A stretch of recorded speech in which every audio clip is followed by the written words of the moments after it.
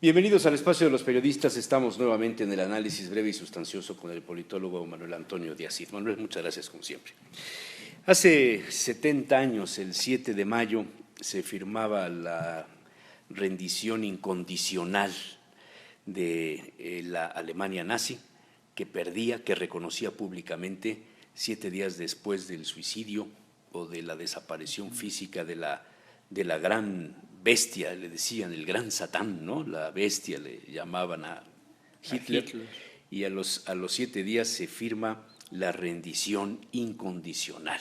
Lord Montgomery, aquella fotografía que le dio la vuelta al mundo, ¿no? Donde está sentado junto al almirante Wagner, y von, no me acuerdo el apellido, el otro almirante, que firman ellos la rendición.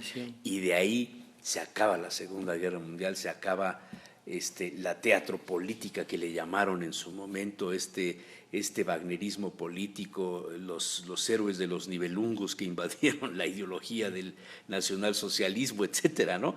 Toda una etapa en Europa y en el mundo que dividió y que marcó lo que después ha sido la historia moderna en el mundo, Manuel. Sí, es un hecho importante que además vino acompañado de un desmoronamiento de lo que había sido la cúpula del poder de los alemanes, de los nazis, porque los diferentes grupos militares comenzaron a buscar cada uno de ellos por su propio camino la posibilidad de firmar la paz de manera inmediata. El escenario era un escenario verdaderamente terrible. El 90 y tantos % de los edificios habitables de la ciudad de Berlín estaban destruidos. Las comunicaciones estaban totalmente imposibilitadas. Los alimentos solamente se podían adquirir en el mercado negro, y esto, como tú sabes, pues se manejaba entre personajes del mundo del nazismo, que eran los que podían obtener los mecanismos para traer mercancía que se vendía en el mercado negro, y en ese momento estos cabecillas estaban huyendo. Se da un fenómeno muy curioso en Berlín, poco antes del suicidio de Adolfo Hitler. Uno esperaba encontrarse con las unidades de élite del nazismo, sobre todo había una división SS Adolfo Hitler, que se suponiera como su guardia pretoriana. Y no fue ese grupo el que defendió el búnker de Hitler, fueron los voluntarios franceses de la Carlomagno, los voluntarios noruegos de la división Norge, los españoles que se quedaron y se sumaron en un pequeño grupo al movimiento de las SS. Estos son los defensores del búnker. Hay un libro muy interesante de un coronel Esquerra, que es el último coronel español que pelea por la ciudad de Berlín cuando Hitler está vivo. Hitler soñaba con la llegada de ejércitos que expulsarían a los rusos y volverían a echarlos hacia atrás. Todos estos nombres que se manejaban de jefes militares que vendrían en auxilio. No llegó nadie, porque verdaderamente ya no había nadie. Hitler pensaba que bastaba poner una raya en un mapa para que esa raya se tradujera en la realidad en un punto infranqueable. Y esa visión de las trincheras de la Primera Guerra Mundial, que era la experiencia militar de Hitler, ya no eran posibles. Ya no solo no era posible, sino la artillería pesada, los aviones, la Fuerza Aérea, ¿no? Que finalmente son así los que es, todo eso finalmente fue en detrimento de las fuerzas armadas alemanas que se vieron desbordadas por todos lados. ¿Hubo algún momento, Manuel, que la historia registre donde los alemanes hubieran podido ganar la Segunda Guerra Mundial? Sí, cómo no. De hecho, en el momento en el que la casa Messerschmitt da a conocer su primer jet de combate, que era muy superior a cualquiera de los aviones de los aliados, incluyendo el Spitfire Supermarine, que era lo más evolucionado que tenían los ingleses. El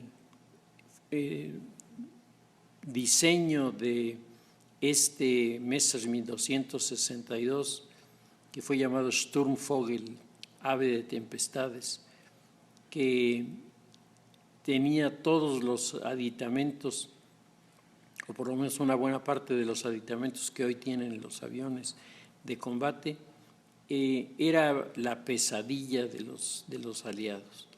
Si se hubieran construido las unidades que Messerschmitt propuso para que la Fuerza Aérea Alemana se defendiera, la historia pudo haber sido diferente. Lo que pasa es que Hitler, cuando vio el avión, preguntó cuántas bombas podía llevar. Entonces le dijeron que no era un avión de bombardeo, sino un avión de combate. Hitler dijo: Alemania no necesita aviones de combate, Alemania necesita bombarderos. Se dio la vuelta, se salió. Ahí perdió la guerra. Ahí perdió la guerra porque fue incapaz de entender la enorme ventaja que le daba este aparato sobre los demás. El segundo punto, pues, es la expulsión de los físicos judíos, claro, que al final resolvieron los problemas de la fusión nuclear y son los creadores de la bomba atómica en el proyecto Manhattan en Estados Unidos. Que sucedería después en Hiroshima y Nagasaki. Claro, esta falta de visión de Hitler respecto de lo que le servía al Reich y lo que no le servía, pues es la causa final de su desastre. El siguiente punto que marcó el principio del fin para Hitler es la torpe decisión de Hitler de incursionar en Stalingrado y convertir Stalingrado en una especie de lucha simbólica del nazismo contra el comunismo por el nombre de Stalingrado, ¿no? Un poco el tema de Napoleón, ¿no? Sí. También. Fracasaron todos. Fracasaron. Ahí es donde entra la famosa División Azul, Manuel. La división no peleó en ese frente, ¿no? No, la División Azul peleó en Leningrado. En Leningrado.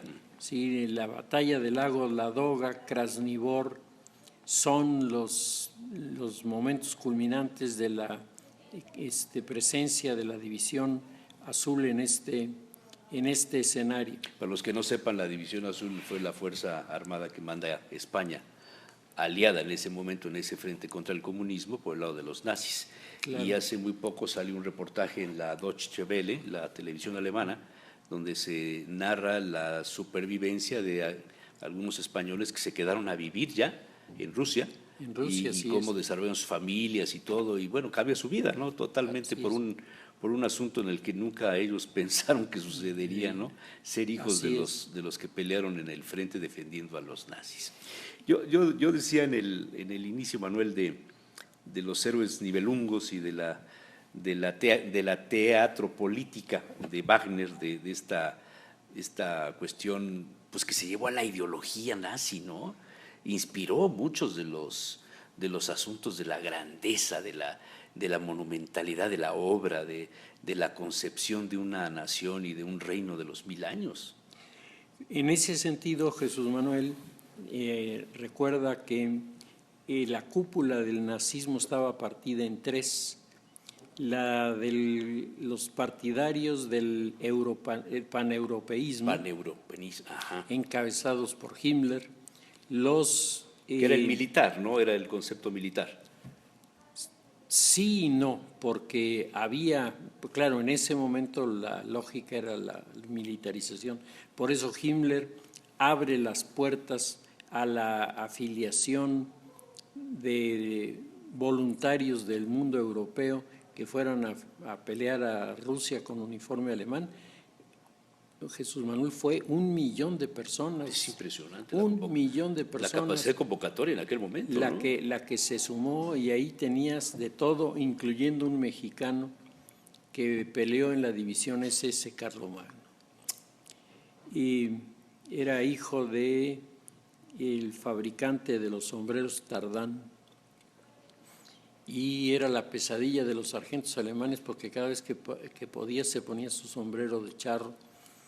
¿En serio? En serio, Sí. no, hay un libro de Saint-Loup, Los Voluntarios, en donde vienen toda una serie de anécdotas de este personaje. O sea, lo folclórico no se pierde ni en esas circunstancias, ¿no? Entonces Himmler era una de esas tres. La otra es Alfred Rosenberg. Rosenberg es el promotor de lo que tú… Es el ideólogo, el de los nibelungos, claro, el de los… la parte racista, digamos. Así es, toda la visión de la mitología de Otto Rahn, del mundo. de todo este asunto de, claro, de los cátaros, y por ahí va el tema. Por ahí va el tema, y por ahí está Rosenberg, ¿sí? Y bueno, junto a Rosenberg hubo también un mexicano, Carlos Cuesta Gallardo. Ah, sí. Así es, miembro de este grupo, de esta sociedad que se conoce con el nombre de los Tecos. Él estuvo trabajando en Pomerania con los archivos de los judíos y los masones, de donde sacaba muchas de sus teorías sobre las grandes conspiraciones.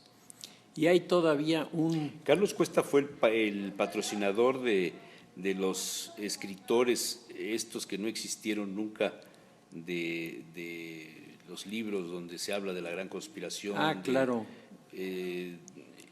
Trajan Romanesco. Trajan Romanesco. Bueno, Trajan Romanesco sí existía. Era un señor ya muy grande, paranoico, que soñaba con los judíos que lo perseguían por todos lados. Se llamaba Cornelius Stoyan. Era su el seudónimo era Trajan Romanesco. Era Trajan Romanesco, pero el nombre era Cornelius Stoyan. El tercer grupo era el grupo que se llamaba pangermanista.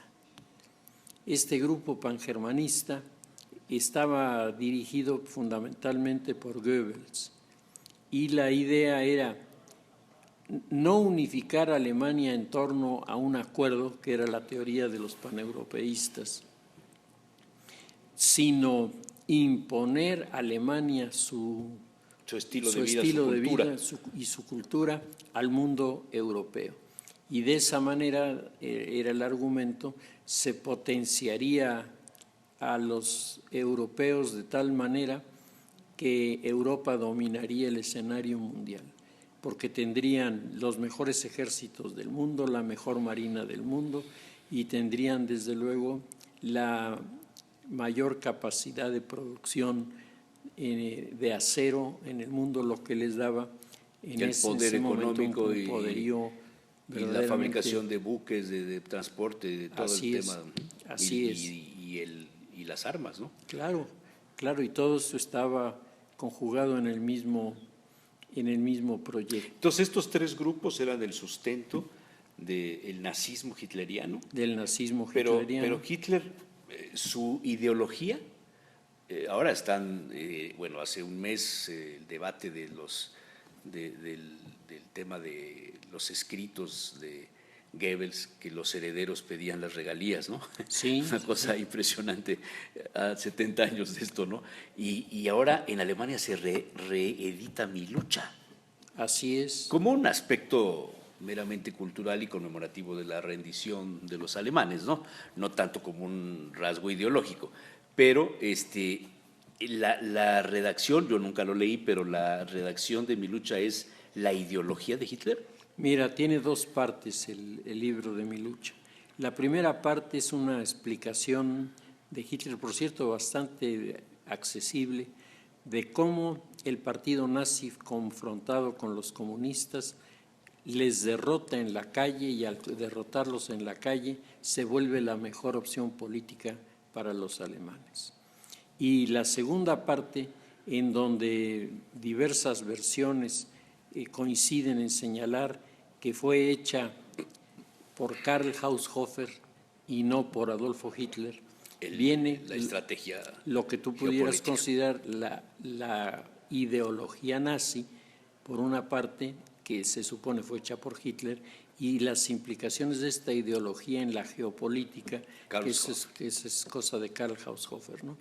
Entonces, el libro de Mi lucha, si tú lo ves en alemán, a lo mejor lo podríamos presentar en alguna ocasión. Yo tengo un Mi lucha de los primeros tiempos, todavía escrito con esa letra gótica.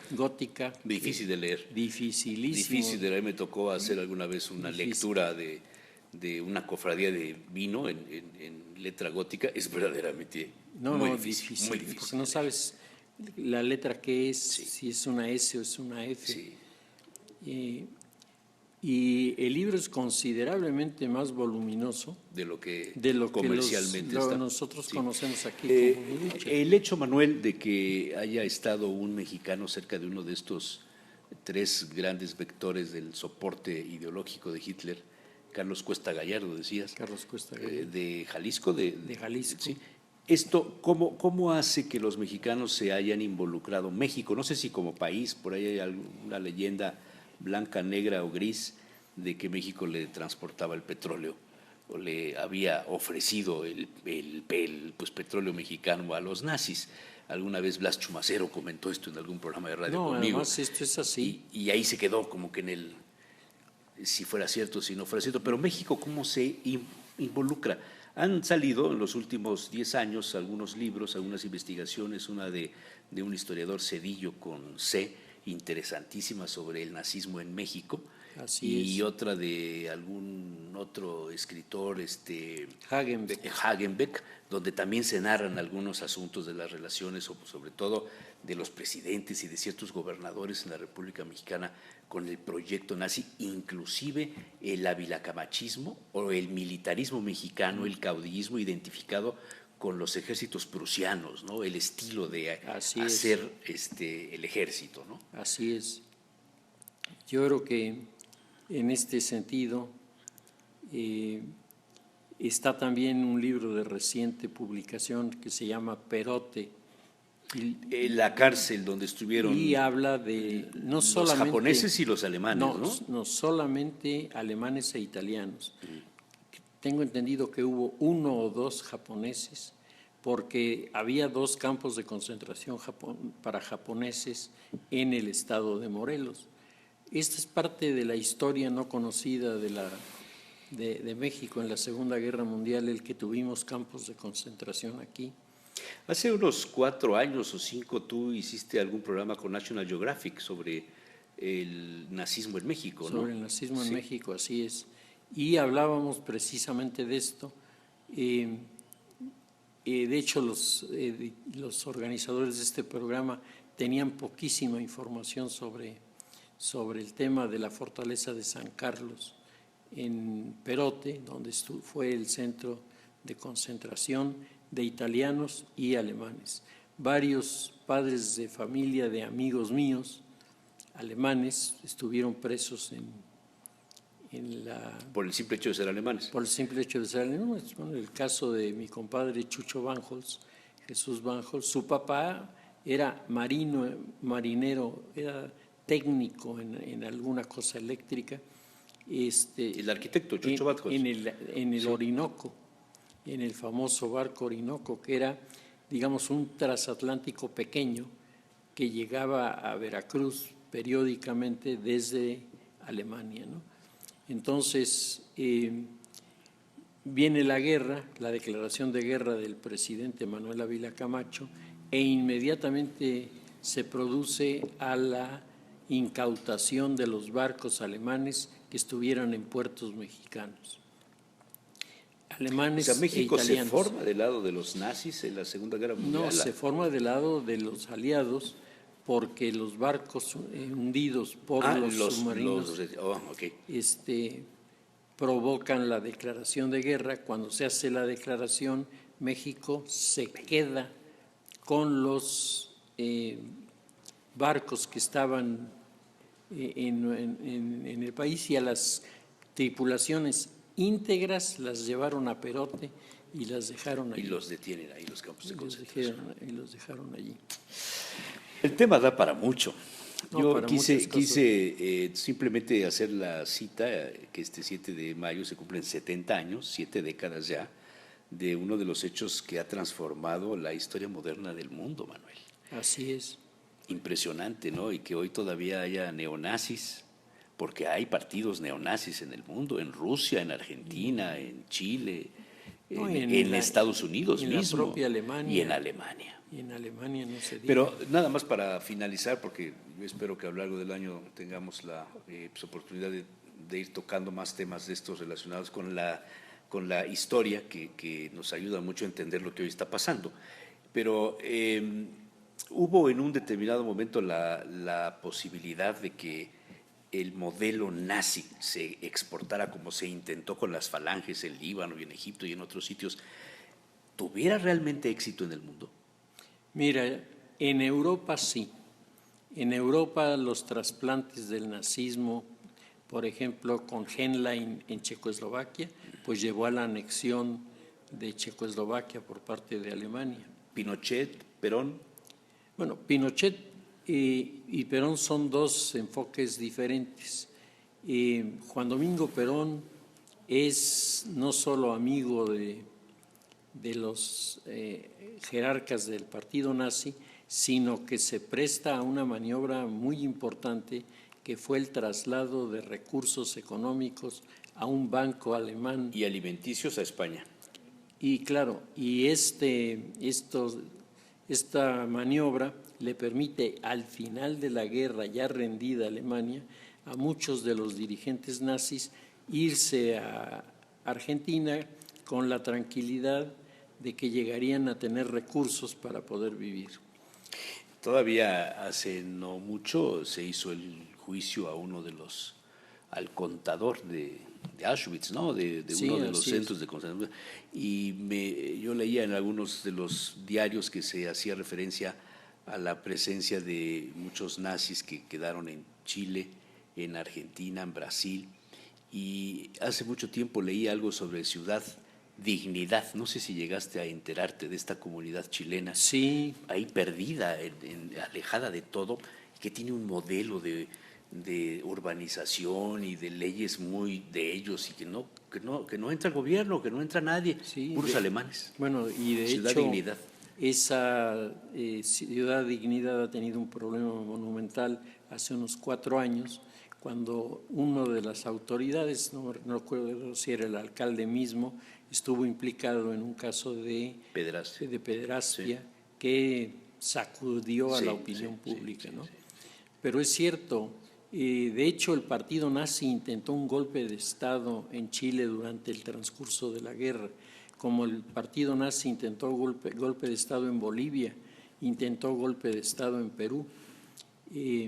A pesar de que eran regímenes simpatizantes de Alemania, pues el partido nazi consideró que era mejor tener a alguien de su plena confianza y no solo un simpatizante. En donde el partido nazi no intenta golpe de Estado es en Argentina. Es decir, el grupo del GO, la logia, el grupo de oficiales unidos, eso quiere decir GO, en donde estaba la figura de Juan Domingo Perón incrustada como uno de los dirigentes. Y el iluminismo atrás, ¿no? Claro, se entendieron muy bien con los embajadores de Alemania, y con ello se abrieron las puertas a una serie de comunicaciones. Entre otras cosas, tú recuerdas que los primeros jets de combate que surcan el cielo de América Latina no son los norteamericanos, sino los argentinos. Los argentinos. Los argentinos, el Pulqui 1 y el Pulqui 2. Pulqui, en el lenguaje de los indígenas pamperos, significa flecha.